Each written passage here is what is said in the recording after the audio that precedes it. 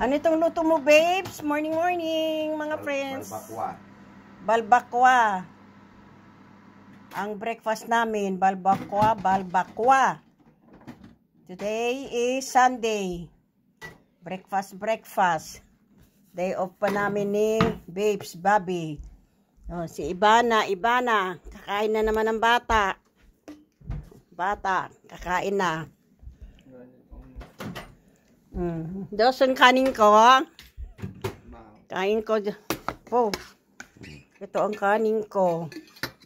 Yung sayo, yung dyan, kinuha mo na?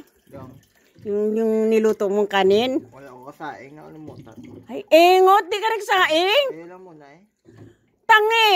Di ba hindi na ako ang nagsasaing? Kasi pag ako nagsaing basa, kaya ikaw na ang nagsasaing kung hindi ikaw si papa mo. O, di wala kayong kakainin na kanin. Yan eh, pagkati-atian natin. O, di itong paghatian natin. Si Joshua pa naman napakalakas kumain. Yan. Bana, bibing! Kakain na ang bunso. Pinalagay mo? Ha? Pinalamig mo yung coke? Diyos, kunin mo nga yung coke sa rep para kay papa mo. Hindi, mamaya na. O, mamaya na raw. Kasi, Yung isa yun, nandyan. may sila na yan.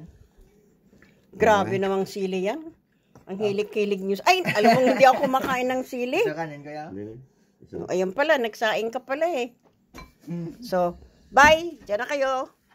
Breakfast na kami, babu. Balbakwa. Ang wala lang tomato breakfast. sauce ba? Wala daw tomato sauce. May tomato sauce dapat. Oh, kaya hindi kompleto ang luto ni Bobby Babes. Wala rin lemongrass. Oh, wala rin daw may lemongrass.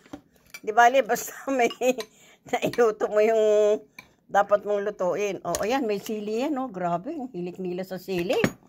Ayan, oh, pati kay Joshua. Jesus, ginoo ko. Ay, nako. Sili-sili. Inaano ni Parsalang kung balbakwa yung lulutuin. Ah, tinatanong niya? Ang kahapon. Ganon. Bye, dyan na kayo, babo mo, machup-chup.